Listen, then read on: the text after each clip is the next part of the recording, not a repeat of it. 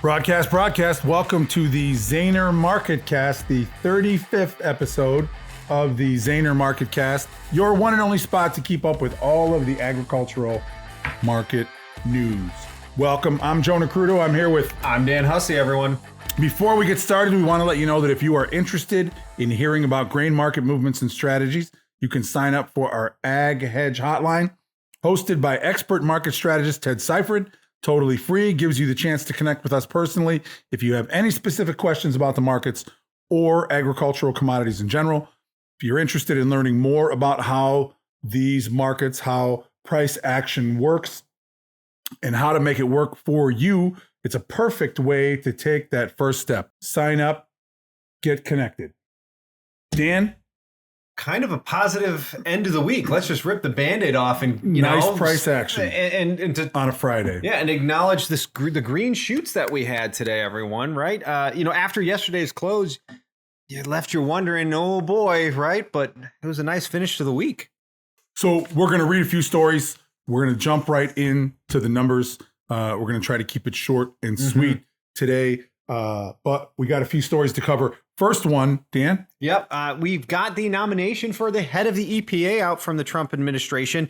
Zeldin is a former Republican congressman from New York's 1st Country District, a story brought to us by Tom Neely of DTN, who served from 2015 to 2023. In 2022, Zeldin announced, and I hope I'm pronouncing, or is it Zeldin? I could be pronouncing that wrong. I was a math guy, not a literature one. Don't hold me accountable. Announced his candidacy for governor of New York and became the Republican nominee, eventually losing the election to Governor Kathy Hochul.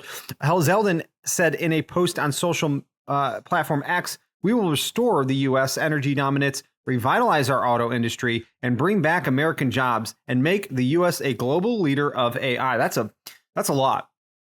No small plans. Right? I think, did that hit every talking point? No small plans. Right? Yeah. And jokes aside here, folks, we will do what we will. We will do so while we protect while protecting access to clean air and water, which I have to almost laugh about all that, but this is the EPA, right? Not like a commerce secretary. Okay. Anyway, Zeldin was elected in 2010 to the New York State Senate, where he served until 2014, where he was elected to the U.S. House of Representatives. In addition, Zeldin was a member of the Climate Solutions Caucus that launched in 2016. Perhaps most notably, he said in April 2018 that he did not support the Paris Agreement and in its then current form. Trump has indicated that he would pull the U.S. out of the Paris Agreement, and he expressed concerns about other countries that are not contributing or are contributing to very adverse impact on our climate, but not having the level of responsibility they need to step it up and make a positive change in their own countries. I think we're all kind of tongue-in-cheek talking about China there. According to an April 15th, 2018 story by Bloomberg. I also want to note that we got to remember Zeldin's appointment here for the ag community, while it was a seemingly red sweep, right? He has been opposed to certain climate agendas in the past, particularly on the biofuel side. So this appointment into the EPA may or may not, and I don't know yet, be that supportive for SAF and other things. We'll have to look more into this and find out more what his intentions are. Hopefully he gets his mind right before he arrives. Agreed. We've seen a lot, right, over the last year. People changing sides or taking a harder look at stances and positions, particularly in some of these things. So not everybody is black and white with them anymore. So we'll see how his opinions on the matter have changed or not. Certainly. California file under things I didn't think I was going to say today. California voters reject ban on factory farming. Jim 80 from Swine Web says, in a significant development for agricultural industries, California voters have rejected Measure J, which sought to impose a ban on factory farming within the state. The proposed measure, if passed, would have led to sweeping changes in how large-scale farming operations are regulated, potentially impacting producers both within and beyond California. Measure J aimed to phase out what proponents described as intensive confinement practices across various livestock sectors. Had the measure passed, it would have placed stricter regulations on farm operations targeting confined animal feeding operations, CAFOs, as a primary focus. This would have included limitations on space requirements for breeding sows, raising concerns among producers about economic and logistical impacts of compliance. California voters' decision against Measure J reflects the complexities of balancing animal welfare concerns with the practicalities of large-scale food production. And certainly, just as an aside, certainly there's an answer in there somewhere in the middle ground. But this California proposal, this Measure J, certainly draconian and probably almost impossible to live under. If yeah, passed. exactly. Yeah. Just as usual. The amount of change it does and disruption to an industry is untenable. honestly, yeah. Not able to be supported by voters in California. Right. Goodness. If that doesn't say everything to right. For sure. If all the places in the world they could have done that, that would have been it. And look, a little bit of, and hey, maybe across the country we're seeing that, movement back towards a middle road on many topics. While animal rights advocates supported the measure as a means to improve animal welfare standards, industry groups argued that it could lead to higher production costs, potential supply chain disruptions, and increased pork prices. The decision marks a continuation of California's recent agricultural policy trends, where voters have demonstrated a willingness to regulate but also prioritize the needs of the state's agricultural economy, which is significant. It's huge. While Measure J's rejection maintains the status quo, it underscores the need for ongoing dialogue between regulators, animal rights groups, and agricultural stakeholders. Sounds exceedingly reasonable to me. It does. Also, from the file of things we didn't think we were going to say today. This one was shocking. Illinois farmers sue American Farm Bureau after State Farm Bureau voted out. Todd Neely from DTN brings this story. Bring the drama, Illinois Farm Bureau. Illinois versus the world. The Illinois Farm Bureau sued the American Farm Bureau Federation on Wednesday after the national group voted to oust the Illinois chapter and its 70,000 farmer members.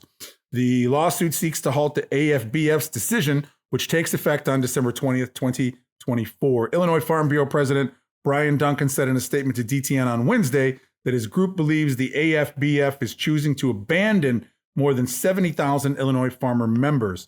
The IFB, the Illinois Farm Bureau, also asked the court to enforce a previous settlement agreement with the American Farm Bureau Federation with ABF to continue using the Illinois Farm Bureau name, to require the AFBF to pay monetary damages, and to issue an injunction to maintain the status quo until the issue is resolved. Boy, that's bureaucratic. I don't know what the issue.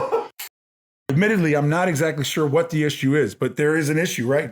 During the bankers meeting in Milwaukee on Wednesday, president of AFBF, Zippy Duval, was asked by a reporter what he would like to say to Illinois Farm Bureau members. And this is what Zippy has to say. Our organization was started 105 years ago to represent agriculture and farmers with one united voice.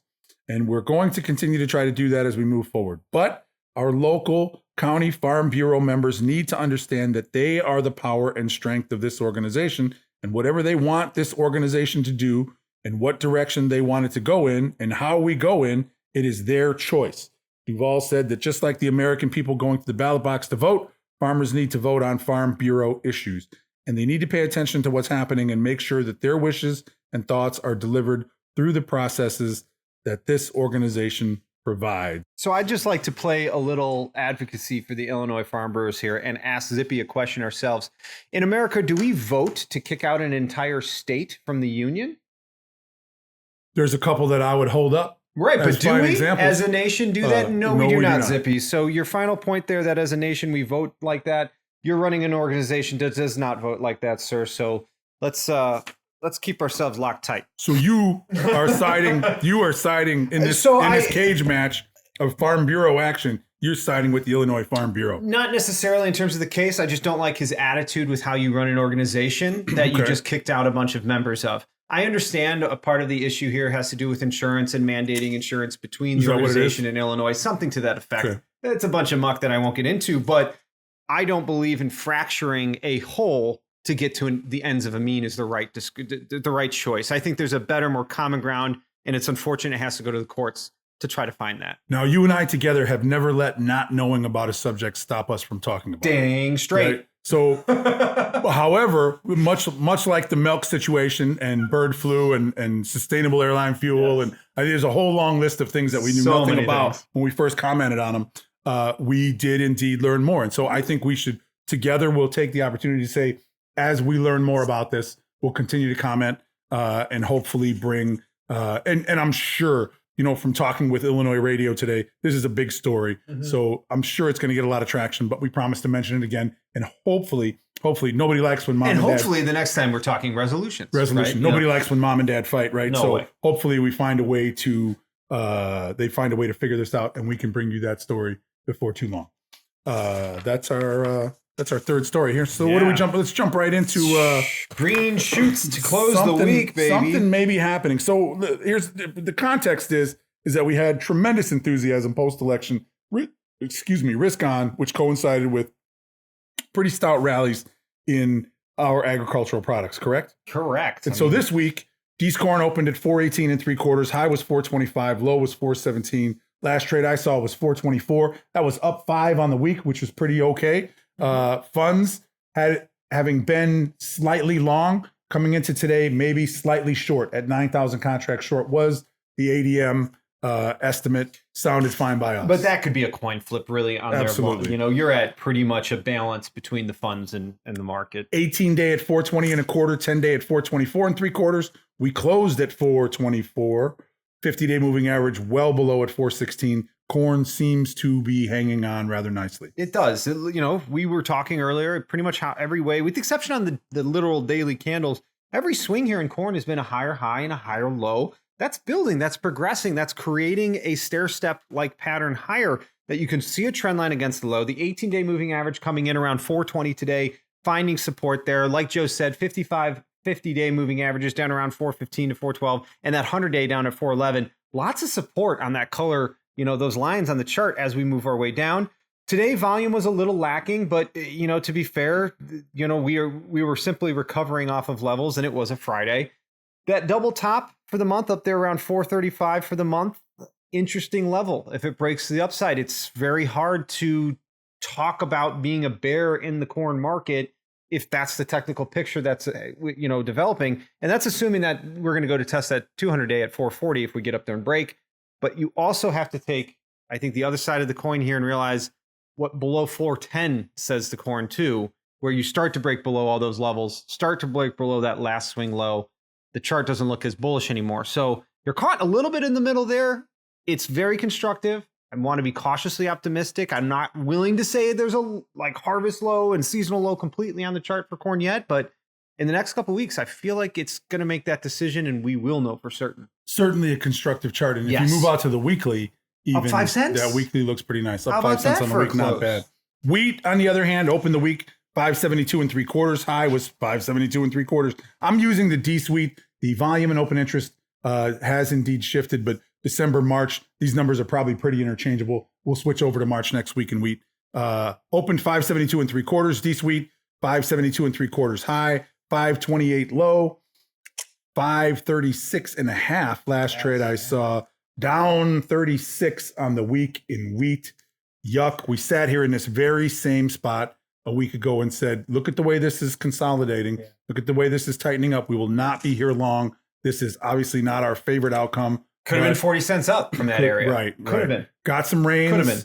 Russians continue to export. Everybody says, okay, they're going to have to run out of wheat sooner or later, right? Apparently they have not. That wheat number is pretty decent. That is a terrible looking chart. I would rather not look at that. Yeah, we got rejected from that cluster moving average, the 50, 55-day, 100, and 18-day, all of them, with the exception of that 200-day, which unfortunately we were rejected from back in October, right up at 604. So wheat's in a precarious situation. You're below every trend line resistance, you're below every moving average, and you're in a series of lower lows and lower highs, with the exception of today, which was a green inside day. I struggle to find a reason to think wheat should necessarily catch a bounce here or have been green, but it does seem like that contract low is the next stopping point or is in the sights for the wheat market. There was a bit of that old neckline around that 560 area. You could have called it. It didn't really form a right shoulder, but imagine if a right shoulder had formed. It looks very Head and Shoulders-esque, but the right shoulder didn't form during that sideways consolidation and 3-week period of where wheat literally went nowhere.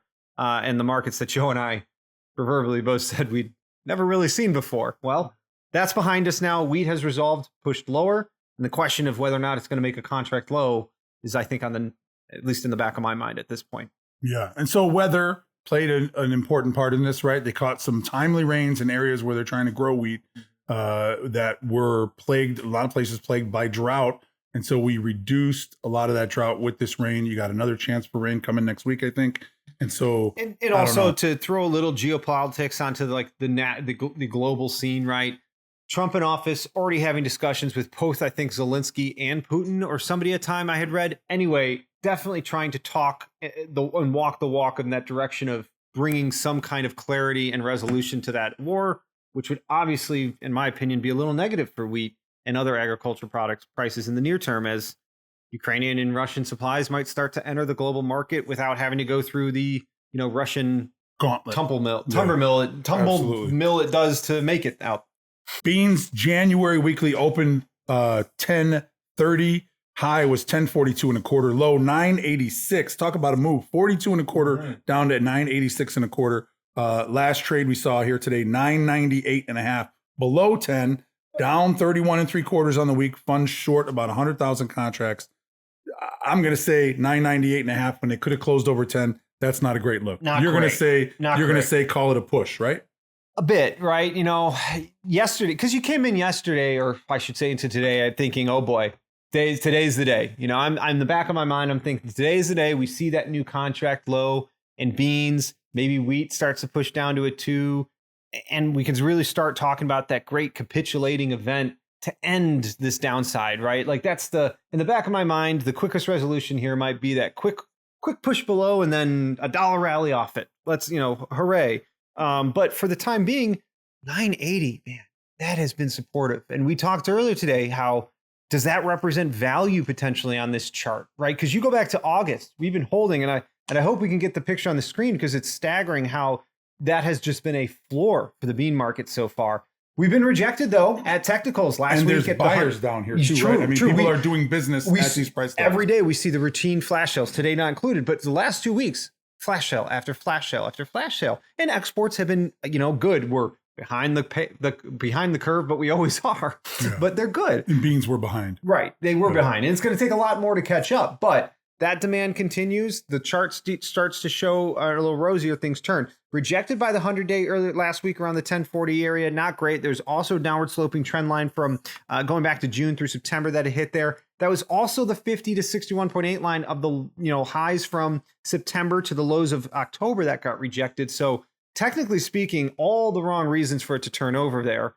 Coming back down in the range to test the 18-day moving average there 2 days ago, break below it yesterday, come back up it to test that as a resistance today. I'm worried, but I do believe moving back above 10 in beans could result in a squeeze back towards 1040. And above 1040, we have talked about how that could still be the slow bottoming process of finding true fundamental support here, right? And I'm still willing to toggle my ideas around that 10 number, right? Above 10, sure. I think we're okay. Right. Below 10, maybe not so great. And so 998 doesn't give us a whole lot of, I would say, confirmation. But a Friday close below 10, does it shutter the whole week, right? Not a great look. Right. Still possibilities. You come back next week, you get back over that 10, you close comfortably over 10, 2, 3, trading sessions, maybe. And we're back in business. And to play devil's advocate, right, there's $1 higher to the high end of the range from September, right? That's a lot to move up, and we would all welcome that. But if we take that same dollar range and we extend it from the current lows, we're talking a move down below $9 to 980. So, if you're equally excited or calling for the move up to 1080, play devil's advocate for yourself and figure out what the, worst case scenario could be if we do slip below the lows. Is, a move down to the low 9s possible? Hopefully we don't have to find out, but I'm worried, like Joe said, with a weekly close below 10, market might be signaling for it. With a couple conversations with customers this week, my thought was, in that we've heard this from Zaner Ag Hedge in the past. I can hear Ted saying in my head, if you want to manage your risk, start with sales. Mm-hmm. You cannot forget. You can't just look down or look across the joystick in the combine and not think about what is happening in the markets. Make the sales. If you feel strongly about the possibility for higher prices, you can put the call spreads up. They're easy to do, like out in July. You could do it in January if you don't want to spend a lot of money. The amazing thing about what we do and how we help people is that we may be fearful of more downside here. there is protection we can talk about.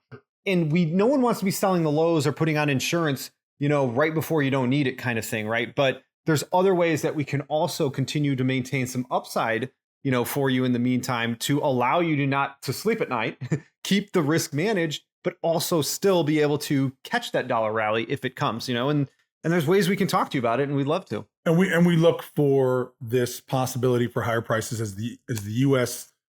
export window remains open. South America is planting, not so much exporting now. They may have moved most of their exportable supplies.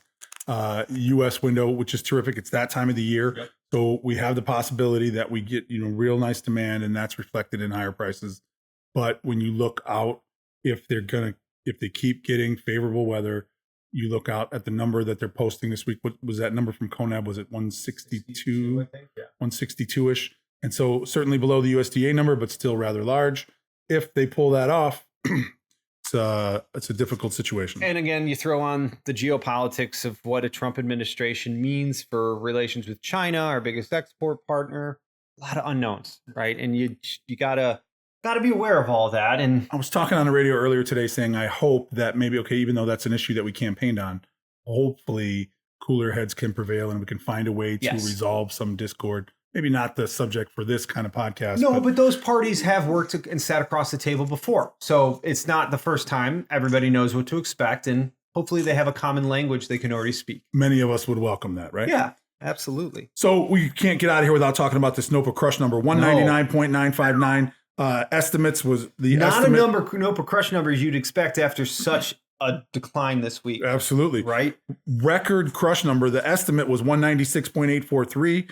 That is really something. That's a big number. And so I'm very interested. Yields is down. Is it, are we crushing this? Are we crushing this much because beans are so affordable? That's kind of where you're going, right? It's like, is it just because they can and they keep buying so much that they've got it? So why not? Got to be a home for this stuff, right? I mean, oil prices have been up, but the meal's been getting beat up too. So it's not exactly down 730 for the week. Funds are short about 30,000 contracts in meal. Yep.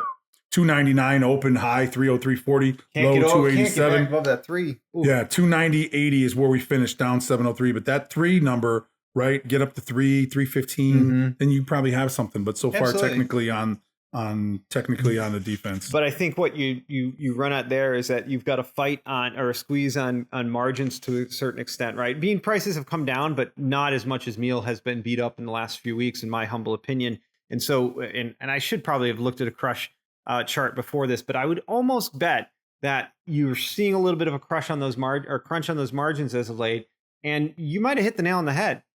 If margins have gone down, it's purely volume that makes up for it on the bottom line. So that's why you're seeing these record numbers. I like that explanation a lot. That works. I think, unless we forgot something. Question of the week. What's the question? If you could invent a holiday. If you could invent a holiday. What would it celebrate? And how would you observe it? National Joe Day. Woo. We would just drink Busch Light in the corn can and eat pizza. That would be national holiday. That would be the holiday. A holiday. If you could invent a holiday, what would it be? I think we're gonna go ahead, Carter. That was a great question. Yeah, I feel like you have something to say. Yeah. Oh no. People want to hear from you. No, I can't.